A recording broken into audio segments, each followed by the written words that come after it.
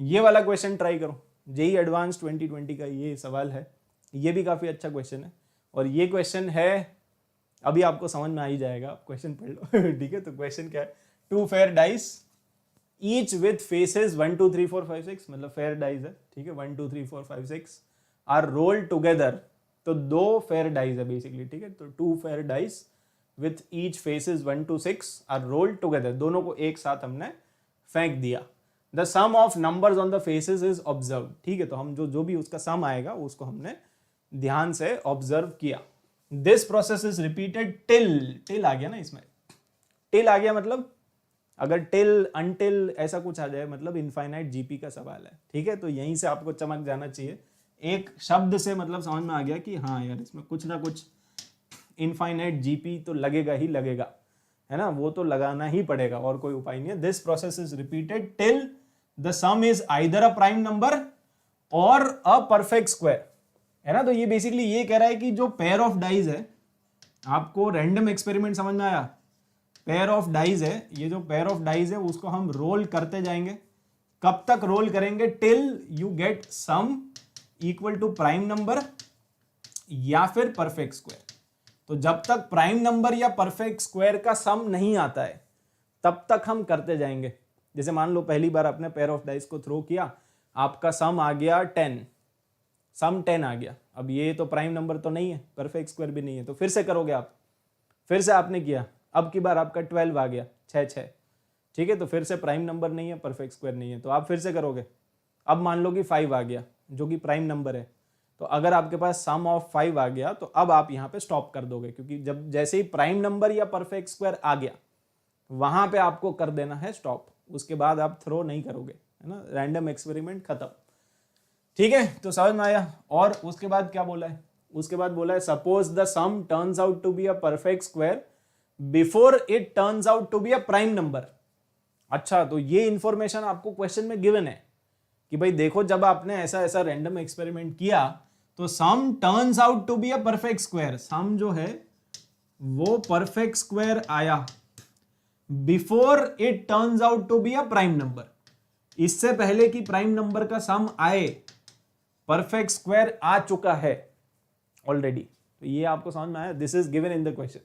So this is one event which has already occurred, मतलब infinite GP का तो है ही, इसमें थोड़ा थोड़ा आपको कंडीशनल प्रोबेबिलिटी वाली भी फील आ गई होगी, है ना, क्योंकि एक इवेंट है जो ऑलरेडी अकर कर चुका है। So this is one of the question जो कि मिक्स है, तभी ये काफी अच्छा क्वेश्चन है। It is mix of infinite GP and conditional probability both, तो इसमें दोनों ही कॉन्सेप्ट आपको यूज करने पड़ेंगे, ठीक है। अब कैसे करेंगे देखो आप, तो ये आ गया। अब उसके बाद क्या बोला है, इसके बाद बोला कि if p is the probability that perfect square is odd number, तो एक और इवेंट है कि आपका जो सम परफेक्ट स्क्वायर आ रहा है वो perfect square actually odd number भी है, तो इस चीज की प्रोबेबिलिटी आपको निकालनी है, ठीक है, कि व्हाट इज द प्रोबेबिलिटी की जो आपका परफेक्ट स्क्वायर आ रहा है, आपको बोला है कि जो भी परफेक्ट स्क्वायर आ रहा है वो प्राइम नंबर से पहले आ रहा है, और वो परफेक्ट स्क्वायर भी ऑड वाला आए, उसकी प्रोबेबिलिटी क्या है। तो यार पहले तो हम ये देख लेते हैं, क्योंकि यहाँ पे पूरे क्वेश्चन में सम की बात हो रही है, और जब भी डबल डाइस का क्वेश्चन होता है, सम की बात होती है, तो हमेशा एक ही चीज अपने को तो याद आती है, वो है स्वामी जी का शॉर्टकट,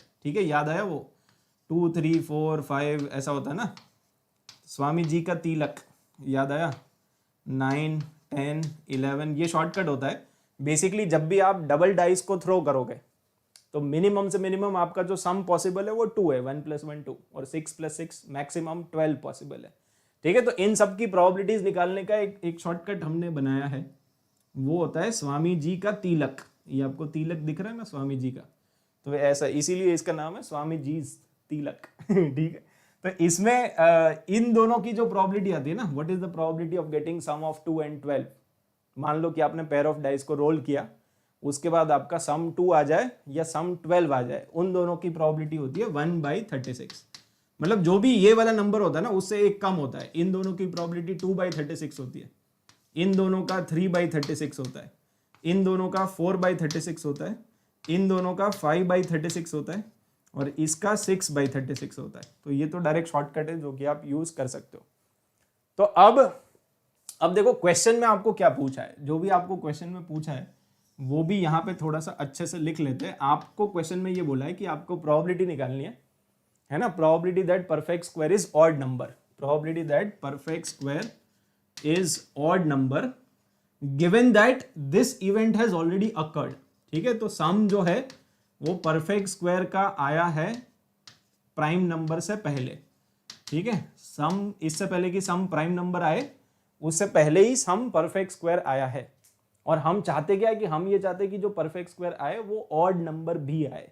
तो ये समझ में आया। पहले तो निकालना क्या, व्हाट इज रिक्वायर्ड क्वांटिटी, ये क्लियर है क्या, ये अपने को निकालना है। क्वेश्चन आप एक बार फिर से पढ़ लो अगर नहीं समझ आ रहा है तो। ये बोल रहा है कि find out the probability that this perfect square is odd number, perfect square odd number आए। और हर जगह सम की बात हो रही है तो ये भी सम ही है। जो हमारा सम है वो परफेक्ट स्क्वायर आना चाहिए और वो ऑड नंबर भी होना चाहिए। Sum must be a perfect square and it must be an odd number, मतलब सम इक्वल टू 9 है ना। इसको अदर वर्ड्स में अगर लिखेंगे तो ये बेसिकली बोल रहा है कि जो आपका सम है वो परफेक्ट स्क्वायर, तो सम परफेक्ट स्क्वायर कौन कौन सा, 4 और 9 दो ही परफेक्ट स्क्वायर होता है। जब पेयर ऑफ डाइस को रोल करोगे तो जो भी सम का वैल्यू होता है 2 और 12 के बीच में ही रहता है, राइट, यही सब सम है। तो इसमें से परफेक्ट स्क्वायर कितने हैं, 4 और 9। उसमें से भी ऑड वाला परफेक्ट स्क्वायर कौन सा है, ऑड वाला, तो 9 ही है। तो इनडायरेक्टली इसका मतलब है सम इक्वल टू 9। ये क्या लिखा हुआ है, सम इक्वल टू 9 आ जाए, ऑड वाला परफेक्ट स्क्वायर। तो सम इक्वल टू 9, हम चाहते हैं कि सम 9 आ जाए। And given that this event has already occurred, कि परफेक्ट स्क्वायर आया था प्राइम नंबर से पहले, ऐसा अपने को पहले से ही पता है। This information is given. तो अब जब भी कंडीशनल प्रोबेबिलिटी होता है तो ये ए गिवन बी हो गया ना, ये पूरा इवेंट है बी और ये ए, तो ये लिखा हुआ है ए गिवन बी। तो क्या फॉर्मूला होता है इसका, फॉर्मूला ऐसा होता है ना, ए इंटरसेक्शन बी। तो सम इक्वल टू 9 आना चाहिए, इंटरसेक्शन जो सम है वो परफेक्ट स्क्वायर आया था प्राइम नंबर से पहले। ठीक है, तो ऊपर इंटरसेक्शन आएगा, उसकी प्रोबेबिलिटी आपको निकालनी पड़ेगी, और नीचे आएगा प्रोबेबिलिटी ऑफ बी। तो प्रोबेबिलिटी दैट सम जो है वो परफेक्ट स्क्वायर आ जाए सम प्राइम नंबर से पहले। ठीक है, तो बस हमने कुछ नहीं किया है, मैंने बस यहाँ पे ABC यूज कर लो और आपको इजी दिखेगा दिखने में इजी हो जाएगा। बट हमने ABC यूज इसलिए नहीं किया ताकि आपको फील आ जाए कि भाई ये किया तो भाई A intersection B upon P of B, A given B पूछा है, ए गिवन बी पूछा है तो ये फॉर्मूला लगा दिया। अब देखो आपको इसका वैल्यू निकालना पड़ेगा अलग से, न्यूमरेटर अलग से निकालना पड़ेगा, डिनोमिनेटर अलग से निकालना पड़ेगा। तो एक एक करके निकालते हैं अभी। ठीक है, पहले डिनोमिनेटर निकालते हैं। पहले आप फोकस करो डिनोमिनेटर के ऊपर। डिनोमिनेटर मतलब मुझे चाहिए प्रोबेबिलिटी की जो सम है वो क्या आ जाए, परफेक्ट स्क्वायर आ जाए before we get a sum of prime number. ठीक है, before we get sum equal to prime number, sum equal to prime number से पहले। ठीक है, और रैंडम एक्सपेरिमेंट ये है कि जब तक परफेक्ट स्क्वायर या प्राइम नंबर नहीं आएगा आप करते जाओगे। तो अब आप इसमें मुझे केसेस बताओ, चलो कौन कौन से केसेस बनेंगे इसमें। हमेशा आपको जब भी ये इनफाइनाइट जीपी के सवाल रहते हैं तो केसेस बनाने पड़ेंगे और इनफाइनाइट केसेस आएंगे, ये तो रेगुलर प्रैक्टिस है। ठीक है, तो पहला केस बताओ। मैं ये चाहता हूं कि जब मैं पेयर ऑफ डाइस को रोल करूं, ध्यान से सुनना नहीं तो नहीं समझ में आएगा, थोड़ा कॉम्प्लिकेटेड है। मैं क्या चाहता हूं, मैं ये चाहता हूं कि जब पेयर ऑफ डाइस को रोल करूं, देखो जब भी आप पेयर ऑफ डाइस को रोल करोगे कुछ ना कुछ तो सम आएगा। मैं ये चाहता हूं कि मेरा जो सम है वो परफेक्ट स्क्वायर आ जाए इससे पहले कि सम प्राइम नंबर आए। मेरा सम परफेक्ट स्क्वायर आ जाए इससे पहले कि मेरा सम प्राइम नंबर आए। ठीक है, तो मान लो कि पहली बार, अब पहला केस क्या बना सकते हो आप, पहला केस आप ये बना सकते हो कि मान लो पहली बार में ही परफेक्ट स्क्वायर आ गया। अगर पहली बार में ही परफेक्ट स्क्वायर आ गया तो आ गया ना, परफेक्ट स्क्वायर प्राइम नंबर से पहले आ गया। अभी तक प्राइम नंबर तो नहीं आया था ना, पहली बार में ही आपने थ्रो किया और किस्मत इतनी अच्छी है कि पहली बार में ही परफेक्ट स्क्वायर मिल गया, बहुत बढ़िया, आ गया परफेक्ट स्क्वायर प्राइम नंबर से पहले, है ना। तो एक केस ये पॉसिबल है। दूसरा केस ये पॉसिबल है कि पहली बार जब आपने किया तो फिर परफेक्ट स्क्वायर नहीं आया और दूसरी बार में परफेक्ट स्क्वायर आएगा। ठीक है, दूसरी बार में परफेक्ट स्क्वायर आ गया, सम की वैल्यू परफेक्ट स्क्वायर मतलब 4 या 9। ठीक है, तो दूसरी बार में परफेक्ट स्क्वायर आया। या फिर तीसरा केस ये हो सकता है कि तीसरी बार में परफेक्ट स्क्वायर आया, 2 बार नहीं आया, तीसरी बार में आ गया। ठीक है, तो इस तरह से।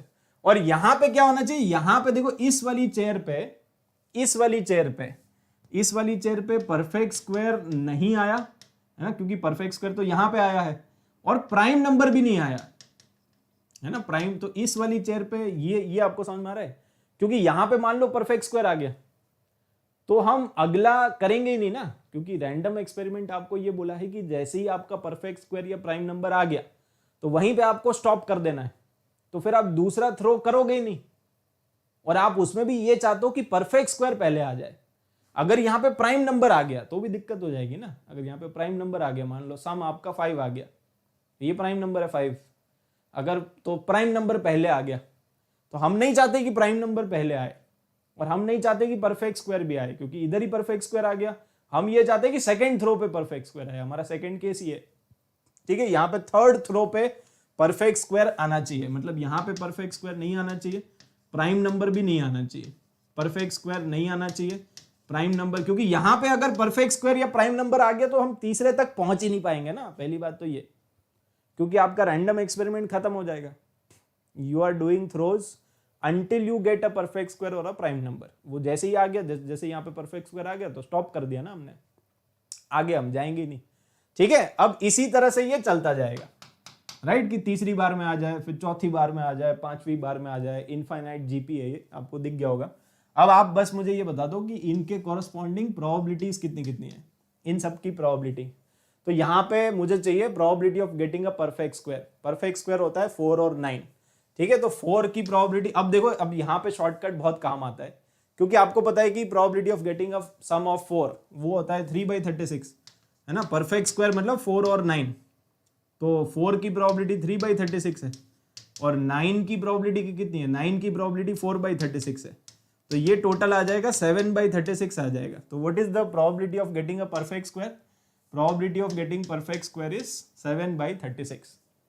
सिमिलरली यहां पे मैं चाहता हूं कि परफेक्ट स्क्वायर ना आए और प्राइम नंबर भी ना आए, तो क्या आए ये बता दो, है ना, कि ये दोनों तो ना आए तो बेसिकली क्या क्या आ सकता है। देखो 2 है ना, 2 से लेकर 12 तक होता है बेसिकली, तो 2 तो प्राइम नंबर होता है, तो 2 नहीं चाहिए मुझे। 3 भी प्राइम नंबर, 3 नहीं चाहिए। जो 4 है वो परफेक्ट स्क्वायर है, वो भी नहीं चाहिए। 5 प्राइम नंबर है, वो भी नहीं चाहिए। 6 चलेगा, है ना। 6 एक ऐसा नंबर है जो कि ना तो प्राइम नंबर है ना ही परफेक्ट स्क्वायर है, ठीक है। 7 नहीं चलेगा, प्राइम है। 8 चलेगा, 9 परफेक्ट स्क्वायर है, 10 चलेगा और 12 चलेगा। तो हम चाहते हैं कि ये 4 नंबर आए, तो इन 4 नंबर के आने की प्रोबेबिलिटी क्या है? 6, 8, 10 और 12। तो 6 के कर दिए, आप देख लो, 6, 8, 10 और 12। हम चाहते हैं कि इन 4 में से कुछ ना कुछ आए, तो 6 की प्रोबेबिलिटी है 5/36, ठीक है। 8 की प्रोबेबिलिटी है 5/36, 10 की प्रोबेबिलिटी कितनी है? 10 की प्रोबेबिलिटी है 3/36 और 12 की प्रोबेबिलिटी कितनी है? 12 की प्रोबेबिलिटी है 1/36, तो ये 14/36 हो जाएगा, राइट। ऐड कर लो 14/36, तो बेसिकली इस चेयर की प्रोबेबिलिटी है 14/36 और फिर उसके बाद परफेक्ट स्क्वायर, तो परफेक्ट स्क्वायर इज 7/36। तो ये इसी तरह से चलेगा ना, इधर बेसिकली इसका स्क्वायर आ जाएगा और 7/36, तो ये इनफाइनाइट जीपी दिख गया, इनफाइनाइट जीपी दिख गया होगा। तो इसका सम होता है a/1 - r, ठीक है, a/1 - r। तो अल्टीमेटली 7 कितना आ जाएगा? 222 आ रहा है, ये 7/22 आ रहा है डिनोमिनेटर। तो अभी तक आपने डिनोमिनेटर निकाला है 7/22, ठीक है, डिनोमिनेटर तो निकाल दिया। अब न्यूमरेटर की बारी। तो न्यूमरेटर में हम क्या चाहते हैं? न्यूमरेटर में हम चाहते हैं कि सम 9 आ जाए, और ये सम 9, जो 9 होता है वो परफेक्ट स्क्वायर भी होता है ना। तो परफेक्ट स्क्वायर इंटरसेक्शन 9, तो परफेक्ट स्क्वायर में 4 और 9 होता है ना। तो 4 और 9 उसका इंटरसेक्शन विद खाली 9, तो इन दोनों का इंटरसेक्शन तो खाली 9 ही आएगा ना। अगर मैं इसका इंटरसेक्शन करके लिख दूं, तो ये लिखा हुआ है कि भाई जो आपका सम है वो 9 आ जाए और सम ऑफ 9 आ जाए प्राइम नंबर आने से पहले। तो अब आपका सवाल ये बन गया कि you need a sum of 9 before you get a sum of prime number. तो अब इसकी प्रोबेबिलिटी निकाल लो अलग से यहां पे। तो अब आपका क्वेश्चन ये है कि आपको चाहिए sum of 9 before you get sum of prime number. तो ये कैसे होगा? अगेन केसेस बताओ। पहला केस ये है कि पहली बार में ही सम 9 का आ गया, सम इक्वल टू 9 आ गया पहली बार में ही। पहली बार में ही अगर 9 आ गया तो आ गया, पहले आ गया, प्राइम नंबर से पहले आ गया, ठीक है। या फिर हो सकता है कि पहली बार में ना आए, तो पहली बार में नहीं आया, दूसरी बार में सम 9 आ गया। बट फिर यहां पे परफेक्ट स्क्वायर नहीं आना चाहिए, प्राइम नंबर नहीं आना चाहिए, वही वाली कहानी है। क्यों? क्योंकि अगर इधर परफेक्ट स्क्वायर या प्राइम नंबर आ गया तो हम दूसरा थ्रो करेंगे ही क्यों? रैंडम एक्सपेरिमेंट खत्म हो गया ना फिर तो। You are doing the random experiment till you get a prime number और अ परफेक्ट स्क्वायर। अगर वो आ गया तो हम आगे बढ़ेंगे ही नहीं ना। तो इसीलिए यहां पे आपको एंश्योर करना पड़ेगा कि ये सब ना आए, तभी तो आप अगला थ्रो कर पाओगे और अगले थ्रो में आपका 9 आ जाए। समझ गए? इसी तरह से ये भी चलता जाएगा कि परफेक्ट स्क्वायर ना आए, प्राइम नंबर ना आए, ऐसा 2 बार होगा और तीसरी बार में ये आ जाएगा, ठीक है। परफेक्ट स्क्वायर ना आए, प्राइम नंबर ना आए। समझ ही गए? तो what is the probability of getting sum 9? Sum 9 की प्रोबेबिलिटी क्या होती है? 9 की प्रोबेबिलिटी 4/36 होती है। तो प्रोबेबिलिटी इज 4/36। यहाँ पे नॉट गेटिंग, तो ये तो सेम ही रहेगा। इसका कितना निकाला था हमने? 14/36 निकाला था। तो 14/36 विल बी सेम और ये 4/36 आएगा। सिमिलरली 14/36 का स्क्वायर और 4 तो ये इनफाइनाइट जीपी दिख गया। तो यहां से आपका न्यूमरेटर आ जाएगा a/1 - r, ठीक है। तो a/1 - r 4/22 ये आपको दिख गया होगा। तो न्यूमरेटर जो है वो है 4/22, तो ये अल्टीमेटली 4/7 आ जाएगा, है ना। तो ये आपका जो p है वो आ गया, कितना आ गया? तो p का वैल्यू आ गया 4/7 और निकालना था 14p। तो 14 × 4/7 मतलब 8 इज द फाइनल आंसर। तो ये चमक गया? कितने लोगों को चमका?